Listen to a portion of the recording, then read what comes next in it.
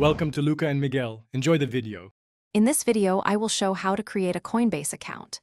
Start by gathering your email, phone number, and government ID, then choose a strong password and enable two-factor authentication immediately. I'll walk you through signing up, verifying identity, linking a bank or card, and adjusting security settings for safe trading. Stay with me, and you'll have a verified account ready to buy crypto in minutes today easily. First, create your account with an email and strong password. Verify email and phone when prompted. Upload your government ID clearly and take a selfie for identity checks. Link a bank account or debit card for funding and confirm small test transactions if required. Set up two-factor authentication and review device activity. Keep recovery phrases and backup codes in a secure place offline. Contact support promptly for any verification issues to avoid delays.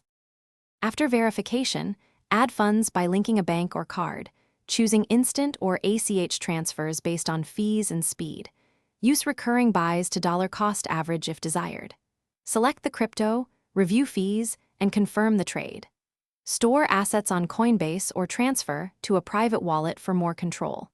Monitor account activity and update security settings regularly to protect funds from unauthorized. Thanks for watching and please subscribe. It's the best investment you'll ever make.